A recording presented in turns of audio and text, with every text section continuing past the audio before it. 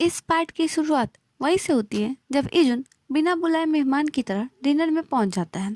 उसे देखकर सभी चौंक जाते हैं और डिनर में शेरा को देखकर इजुन, क्योंकि इजुन को लगा था कि चाइल अकेले यून के साथ डिनर कर रही है। फिर 3 घंटे पहले का सीन दिखाया जाता है जहाँ इजुन चाइल की फोटो को देखकर मस्त गाने गा रहा होता है।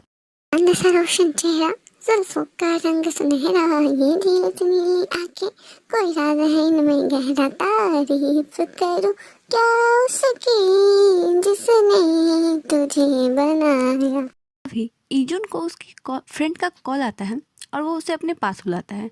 फिर जब इजुन उसके पास पहुंचता है तो वो मजनू की औलाद बना बैठा होता है। तो इजुन उससे पूछता है कि अरे भाई क्या हुआ तुझे? तो उसका फ्रेंड रोते हुए कहता है कि भाई बंदी छोड़ कर चली गई। तो इजुन पूछता है कि इस बारी तो थोड़ी ज़्यादा देर तक टिकी, पर ब्रेकअप का कारण क्या था? तो उसका फ्रेंड बताता है कि उसे मुझसे भी कोई अच्छा मिल गया भाई, लेकिन मैं उससे बहुत प्यार करता था। और ये बोलकर वो दे दमादम शॉट्स मारने लगता है।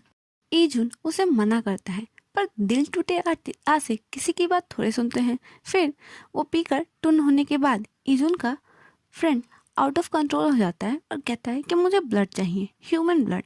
और वो जाकर इजुन को ही बाइट कर लेता है। पर इजुन तो खुद एक वैम्पायर था, तो उसे उसका ब्लड कड़वा लगता है, जिससे उसका सारा नशा उतर जाता है। फिर उसका फ्रेंड कहता है कि आखिर तो यहाँ क्यों आया है? तो इजुन उसे बताता है कि अरे भाई मैं आया नहीं हूँ, बल्कि तूने मुझे यहाँ बुलाया है। तभी चाइल इजुन को मैसेज करती है, जिसे देखकर इजुन का चेहरा खिल जाता है। तो उसका फ्रेंड पूछता है कि दिखा किसका मैसेज आया है, आखिर तो इतना ब्लश क्यों कर रहा है, क्या तू किसी को डेट कर रहा है? तो इजुन कहता है नहीं नहीं, मैं किसी को डेट नहीं कर रहा। तो वो कहता फिर दिखा। और फिर ये दोनों आपस में छीना झपटी करने लगते हैं, जिससे कि ये दोनों एक दूसरे के ऊपर गिर जाते हैं। फिर उसका फ्रेंड देख लेता है कि ये चाइल्ड का मैसेज है। तो इजुन का फ्रेंड उसे बिना मांगे सलाह देता है और कहता है कि देख भाई, इस लड़की से ना तो तू दूर ही रह, क्योंकि इंडस्ट्री में सभी जानते हैं कि ये कब से इजुन के पीछे हैं। कुछ लोग तो ये भी कहते हैं कि वो दोनों फ्रेंड्स विद बेनिफिट्स हैं। तो इजुन कहता है कि चुप रह भाई, तू बिना मतलब की बकवास बातें मत कर। फिर इजुन सोचता है कि ये रूमर्स तो काफ़ी बढ़ते ही जा रहे हैं। फिर इजुन का फ्रेंड कहता है कि वैसे भी ये रूमर ख़त्म हो जाएंगे जब वो दोनों आपस में डेट करने लगेंगे, इसीलिए तो उसके लिए कोई भी फीलिंग मत रख। और ये बेचारा जैसे ही ऊपर सर करके देखता है, तब तक इजुन वहाँ से रफू चक्कर हो चुका था। फिर इजुन मिस्टर इंडिया की तरह सीधा जाके डिनर टेबल पे प्रकट होता है। तभी चाइल्ड उससे पूछती है कि आखिर तुम यहाँ क्या कर रहे हो? तो इजुन कहता है कि मैं भी यहीं पास में ही था और मैंने सुना कि तुम भी यहाँ हो, तो मैं आ गया क्योंकि मुझे तुमसे कुछ बात करनी थी।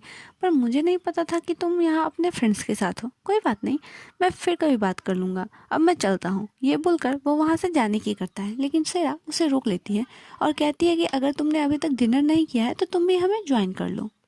तो यून कहता है अरे नहीं नहीं, इसे तो जाना होगा, लेकिन इजुन थैंक यू बोलकर वहीं पे बैठ जाता है। फिर चाइल्ड अपने लिए फूड ऑर्डर करती है और वॉशरूम चली जाती है, और सेरा भी उसी के पीछे पीछे रेस्टरूम चली जाती है। फिर इजुन और यून वहाँ पे बच जाते हैं। तो यून कहता है कि तुम्हें शर्म नहीं आती क्या कि कुछ लोग फ्रेंड्स यहाँ पे बैठ के बात करने आए हैं और तुम उनके बीच में घुस गए? तो इजुन यून को कहता है कि तुम्हारी तरह बेशर्म नहीं हूँ मैं कि अपने फ्रेंड्स के बारे में अफवाहें फैलाऊं। यून कहता है कि कौन सी अफवाह? तो इजुन कहता है कि अफवाह वही जो तुमने खुद के और चाइल्ड के बारे में फैलाई है। तो यून कहता है कि मेरे और चाइल्ड के बीच की बात है, तो तुम बीच में मत पड़ो। तो इजुन कहता है कि सिर्फ तुम्हारे और चाइल्ड के बीच की बात नहीं है, इसमें मेरा भी मतलब है। तो यून कहता है कि इसमें तुम्हारा क्या मतलब है? तो इजुन कहता है कि मैं चाइल्ड को पसंद करता हूँ। तब यून चौंक के पूछता है क्या? तब इजुन कहता है कि सही सुना तुमने, मैं चाइल्ड को पसंद करता हूँ। और ये एपिसोड यहीं ख़त्म हो जाता है। तो stay tune and thank you for watching.